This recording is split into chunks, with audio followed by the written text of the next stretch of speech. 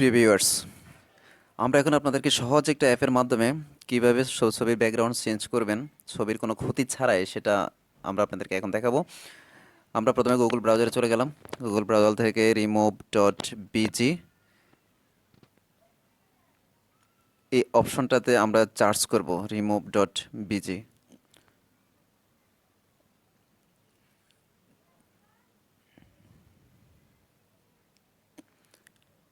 আমরা এখন remove.bg তে চলে আসলাম। আমি আপনাদের ক্লিয়ার করার জন্য ছবিটাকে ঝুম করে দেখাচ্ছি। Remove image background 100% automatically and free. এটা দিয়ে আপনারা সম্পূর্ণভাবে ফ্রিতে ছবির ব্যাকগ্রাউন্ডটা কমপ্লিট চেঞ্জ করতে পারবেন। এতে ছবির কোনো বিন্দুমাত্র ক্ষতি হবে না।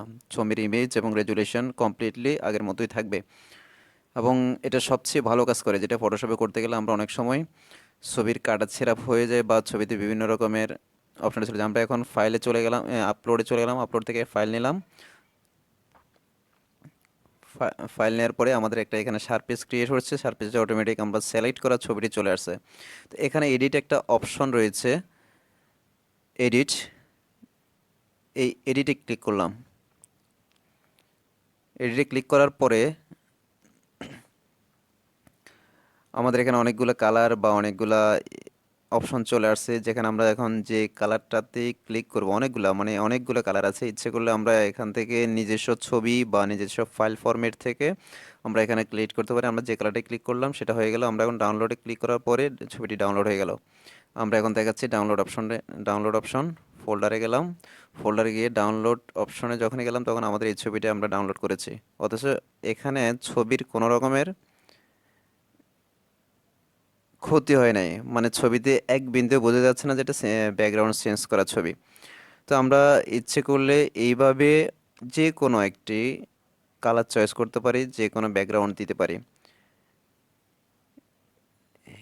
এইভাবে আপনি ইচ্ছে করলে একের পর এক অনেকগুলো ব্যাকগ্রাউন্ড রয়েছে, এই ব্যাকগ্রাউন্ডগুলো আপনার পছন্দ মতো আপনি বসাতে পারেন এবং প্রত্যেকটা ছবি আপনি ডাউনলোড দিতে পারেন, আপলোড।